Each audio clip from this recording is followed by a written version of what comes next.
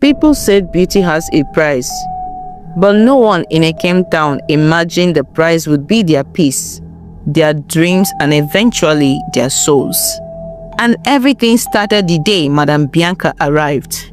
The morning was normal. Women sweeping their front yards, children running to school, shopkeepers opening their stores. But then a black SUV, tinted and silent, rolled slowly into the heart of the small town. The door opened, and a tall, elegant woman stepped out. Her presence alone made the street go quiet.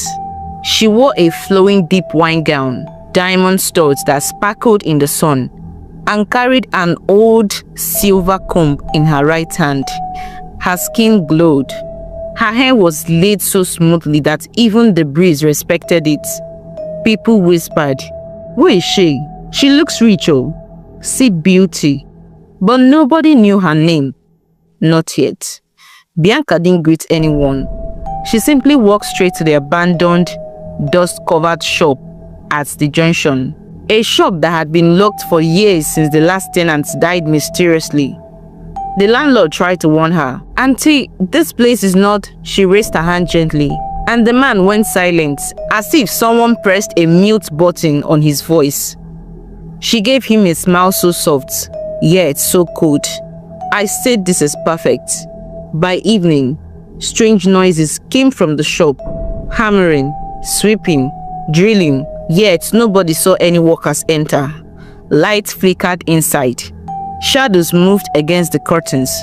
A faint sweet fragrance floated down the streets, making people feel sleepy. By the next morning, the shop had transformed into a luxury saloon with a glowing sign, "Bianca's Touch." And that was when the real story began. People gathered outside, staring through the glass. Inside, the salon looks like a place touched by heaven. Mirrors so bright they looked like portals. Chairs upholstered in velvet, gold accented shelves. One pink light glowing like sunset. A diffuser spreading a soft hypnotic scent. No one understood how a single night changed everything. Madame Bianca finally stepped out. Her wine gown replaced with a black body-fitted jumpsuit and a gold waist belt. Her hair, bone straight to her hips, swung as she walked. She placed a small notice on the door. "Grand opening. Free hairstyles for today." That was all it took. Women rushed inside instantly. A bright, cheerful girl named Amara pushed her way to the front. "Madam, please, do braids for me. Anything you'd like." Bianca looked at her for a long moment. Then she smiled. "My hands already know what you need." Her voice was soft, melodic, almost like she was singing. Amara sat, chatting excitedly, until Bianca placed her hands on her head. Everything went silent. Bianca's eyes changed, just for a second, from brown to a faint glowing silver. Her fingers moved with impossible speed, parting, weaving, smoothing, braiding, like 10 hands working at once. The air felt charged. The mirror fogged from a sudden heat. Within 30 minutes, Amara turned and gasped. Her braids were perfect, not salon perfect, not influencer perfect, perfect in a way that felt unreal. The lines were razor sharp, the parts aligned like sacred geometry. Her hair shone as if lit from within. The entire shop froze. One woman whispered, "Ha, this is not normal, oh." Another muttered, "I've never seen hair this neat in my life." Bianca simply said, "Next." Amara took pictures outside. Within an hour, her post hit every WhatsApp story and TikTok feed in the area. Women started running, literally running to Bianca's Touch. The streets became chaotic, cars parked anyhow, women begging to enter, long queues forming like full scarcity, people offering money just to skip the line. Every woman who sat in Bianca's chair came out looking like a goddess. Her hands never slowed. She didn't drink water. She didn't take breaks, yet she never sweated. Her silver comb glowed under the salon lights. Some women noticed it, but they did not know that they were staring at an ancient object, an object that did not belong in the human world. As night fell, Bianca closed the salon, even with many customers still begging. She locked the glass door and left. The entire town was buzzing. By the next morning, everyone was talking about Bianca's touch. Women argued on the streets. Her braids are too perfect. No stylist is that fast. Let me just enter that shop before the crowd increases again. Meanwhile, Madame Bianca opened her doors at exactly 4 p.m. The same mysterious hour as yesterday. But this time, something strange happened. Amara, Bianca's first customer, walked in looking uneasy. Yesterday she was smiling. Today she looked pale, tired and slightly shaking. "Madam, please, my scalp has been burning since last night," she whispered. Bianca turned slowly. "Did you touch the braids after I warned you not to?" Amara froze. You warned me?" Bianca didn't blink. Her voice was calm. "Once my hands finish with your hair, you must not tamper with it for 48 hours. The shop went silent. Other customers shifted uncomfortably. But Amara nodded quickly. Sorry, madam. Just help me. I haven't slept." Bianca placed her palm on Amara's head. Immediately, her entire body relaxed. The burning stopped. The headache vanished. Her eyes softened like she had entered a trance. Bianca whispered, "Better." Then she sent her home. But something was wrong. Very wrong. As the day went on, women flooded the shop again. Bianca styled feed-ins, knotless braids, cornrows, wig installations, simple natural hair. No one could match her speed or precision. Her hands moved like they were guided by something unseen, and her silver comb never left her side. But behind the beauty, shadows collected in the corners of the salon. Mirrors fogged randomly. The lights flickered whenever a customer signed with satisfaction. A faint cold breeze circled Bianca's chair even though the windows were closed. People noticed, but greed overshadowed fear. Late evening, a woman named Ngozi walked in. Bold lady, loud, a gossip queen. She wanted long dramatic braids. "Make me fine, I beg," she joked, laughing. Bianca nodded, but as Bianca touched her hair, Ngozi flinched. Her body jerked. Her smile faded. Her breathing changed. The other women watched silently. Bianca didn't even look at Ngozi's face. She kept walking. Ngozi whispered suddenly, voice trembling, Who is breathing behind me?" Everyone turned. No one was there. The shop became cold. Bianca said quietly, "If you are scared, leave my chair." Ngozi swallowed hard and sat still. The moment Bianca finished, Ngozi stood up and stared at herself. Her braids were flawless, but her hands were shaking. She whispered, "I heard someone called my name, but no mouth was moving." Everyone stepped back slightly. Bianca locked her eyes on Ngozi through the mirror. "Go home. Don't stand in front of any reflective surface tonight." Ngozi trembled. "Why?" Bianca's lip curved into a slow smile. "You are not ready for what you see." The room froze. That night, Bianca closed the shop earlier than usual. She took off her gloves. On her palm were faint glowing mark symbols shaped like broken circles. They paused softly, as if breathing. She walked to the back of the salon and pushed open a hidden door. Behind it was a small dark room with only a mirror inside. The mirror was cracked, dusty, old. Bianca whispered, "I have started." The mirror rippled like water. A voice replied, "Collect more." Bianca lowered her head. "Yes, my queen." Around midnight, Amara shot up from sleep. Her braids were neat, perfect, but she heard something, a faint sound.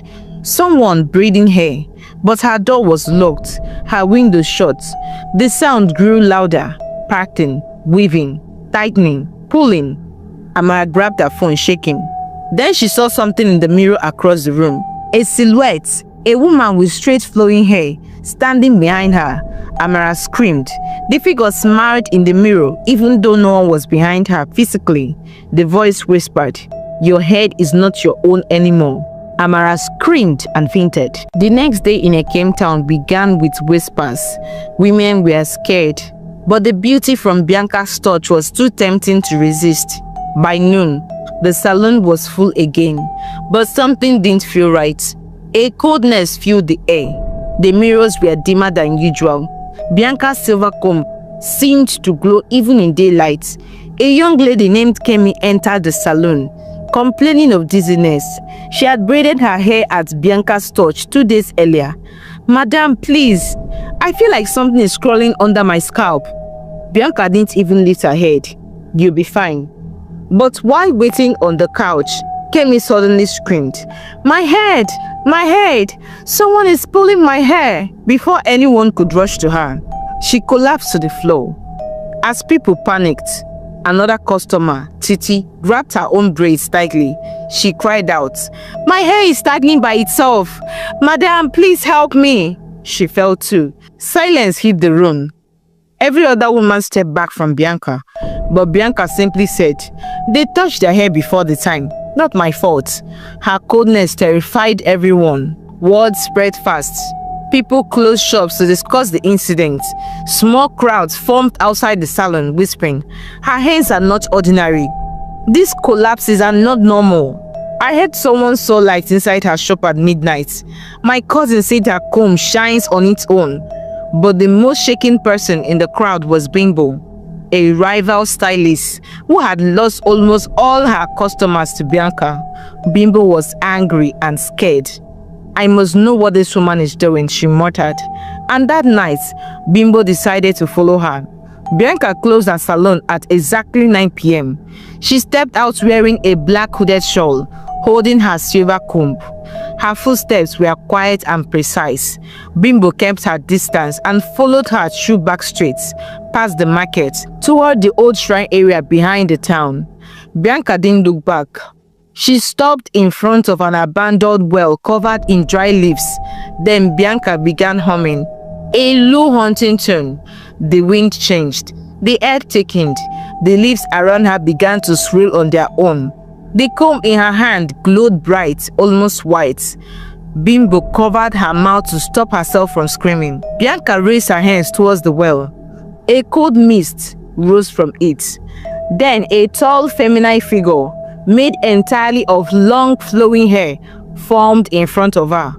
The spirit's hair floated like serpents. Her face was blurry but beautiful. She spoke in a calm, dangerous voice. "Bianca, you are slow. Collect more heads." Bianca bowed. "I'm trying, my queen." The village fears too quickly. The spirit hissed. "Fear is good. Fear blinds them. But you must feed me. More customers, more hair, more souls." Bianca nodded, trembling slightly. "I'll do better, my queen." Bimbo's entire body shook. She stepped back, accidentally snapping a dry twig. Crack! Bianca turned instantly. Her eyes glowed silver. "Who is there?" Bimbo tried to run, but the shadow from the spirit shot forward and wrapped around her neck like a rope. She fell to the ground, choking. Bianca walked toward her slowly. "So you followed me?" Bimbo gasped, clawing at her throat. Please, please, I just want to know." Bianca crouched in front of her. Her face looked human, but her eyes were empty. She whispered, "Curiosity is a dangerous thing, my dear." The spirit head tightened around Bimbo's neck. Bianca placed her palm on Bimbo's forehead. Bimbo's eyes rolled back instantly. Her voice vanished. Her body went numb. Her lips froze mid-string. She wasn't dead, but she wasn't living normally either. Bianca stood and said to the spirit, "She will not speak again." The spirit smiled. "Good. Now get ready. Tomorrow, a visitor is coming for you." Bianca stiffened. "A visitor?" "Yes, someone who sees what humans cannot see." The spirit's voice darkened. "A man who carries fire in his words." Bianca's jaw tightened with fear. "But none of them can stop me," the spirit whispered. As the spirit vanished into the mist, Bianca trembled. A memory ripped open inside her. She remembered being 17, a mistreated apprentice in a filthy city salon, beaten, insulted, locked in overnight. One night, she escaped with nothing but tears and shame. She ran into the forest and collapsed under a crooked tree. "I'm tired. Somebody help me." The wind stopped. A woman stepped out, her dress woven from flowing black hair. Her beauty impossible, her eyes deep. "I am the queen of crowns," she said softly. "I give beauty, but I take something in return." She reached out her hand. "I can give you hands that heal hair, grow hair, and transform any woman into beauty they have never imagined. But in exchange, remember this: every strand you style binds a soul to me." Bianca looked at her bruised wrist, her swollen face, her life of humiliation. She placed her hand in the spirit's hand. Fire burned through her palms. Invisible marks sealed the deal.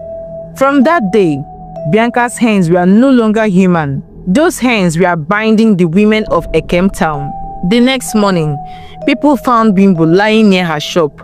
She was breathing, but she couldn't talk, couldn't move properly, couldn't react to anything. Her hands were stiff, her eyes wide open, her voice gone. Everyone screamed. "This is Bianca's work. Someone must stop that woman. She's a demon." And while chaos erupted, Madame Bianca's saloon lights switched on by themselves, even though she hadn't arrived yet. Her silver comb glowed on the table inside. Someone whispered, "This is no longer ordinary. Something big is coming." Ekem town woke up shaking. 2 customers were still in the hospital. Half the women who styled their hair at Bianca's touch complained of nightmares. People gathered outside Bianca's saloon, but no one dared enter. The saloon lights glowed unnaturally. The mirrors flickered. Then a strange thing happened. A man none of them had seen before walked into the town. Tall, calm, simple white shirt, Bible tucked under his arm. People whispered, "Who is he? He looks like a pastor." No. This one looks like trouble for Bianca. He didn't stop to greet anyone. He walked straight towards Bianca's touch. He reached the saloon door and placed his palm on the glass. The moment he touched it, every bulb inside exploded at once. People screamed. The glass cracked. The mirror shattered. Black smoke poured out like a living thing. Bianca appeared inside, staring back at him through the cracked door. But her eyes were no longer silver. They were pitch black. Her voice echoed strangely. "You are interfering where you should not." The man spoke softly. "I did not come for you. I came for the souls you bound." Bianca's smile vanished, and the ground beneath the saloon began to tremble. The saloon lights flickered again, except they weren't lights. They were strands of hair, glowing hair, floating in the air. The spirit appeared behind Bianca, tall and terrifying, formed completely from long flowing black hair that moved like snakes. The crowd scattered in fear. The spirit hissed, "Leave this place, mortal. She's mine." The man didn't move. She was yours when she was desperate, not now. Bianca shook, her face twisting between human and something darker. The spirit wrapped a strand of hair around Bianca's neck, lifting her slightly off the ground. "Speak," the spirit commanded. "Tell them you belong to me." But Bianca's voice cracked. "No." She grabbed her head, crying out in pain. "I'm tired. I don't want to do this anymore." The spirit roared, and the saloon walls began shaking violently. The man raised his Bible. A wind blasted through the streets. People held onto poles as dust swirled everywhere. The spirit tried to hide inside Bianca, curling around her like smoke. But the man shouted, "Come out in Jesus' name." Bianca screamed as something ripped through her. Black smoke, hair like shadows, dark energies twisting violently. Suddenly, Bianca gagged. Then she vomited wet hair. Thick, slimy hair spilled from her mouth onto the floor. Black hair, brown hair, braids, curls, hair from every woman she ever styled. Bianca screamed as more hair poured out of her. The spirit burst out of her chest and slammed into the wall. The man shouted again, "You have fed on innocence long enough. Return to the dark river you crawled from." The ground split open beneath the spirits. The salon floor cracked, the mirrors shattered, the walls bent inwards as if sucked by an invisible force. The spirit screamed, trying to claw onto the walls. No! No! No! Bianca crawled away, crying and shaking. And with one final roar, the spirit was pulled into the darkness beneath the salon, and the crack sealed shut. Silence. The building groaned, then collapsed in on itself. Dust filled the air. The silver coal melted into liquid and disappeared into the rumble. Bianca lay on the ground, weak, trembling and crying like a child. For the first time, she looked human, truly human. People gathered slowly. Bianca lifted her head. Her voice shook as she spoke. I didn't want to hurt anyone. I was desperate. I wanted success and respect. The spirit promised to help me, but every hair I touched, every scalp I braided, it took something from them. She broke down completely. The man helped her sit up. You are free now, he said. But freedom comes with truth. She confessed everything to the community. They listened, fearful, shocked, but relieved. Within hours, Bimbo regained her voice and movements. The collapsed customers woke up. The nightmare stopped. Sick women felt relief. People burned the remaining breath in fear. But the curse was already broken. Bianca was taken away for healing and rehabilitation. She didn't return to hairstyling again. But weeks later, she appeared in church. Quiet, humble, transformed. Shortcuts come with prizes. Never envy success you don't understand. And never forget, some hands create beauty, and some hands bind souls. Be careful who touches your head. This story reminds us that not every shortcut leads to success, and that we must be careful about the people we trust, especially with something as personal as our hair, our confidence, and our spirits. Thank you so much for watching this story. If you enjoyed it, don't forget to like, share, and subscribe to the channel. Please also hit the notification bell so you never miss any of our new uploads. I really love to hear what you learned from this story and how it made you feel. So please drop your thoughts in the comments below. I read every single one. Thank you for your love and support, and I'll see you in the next story.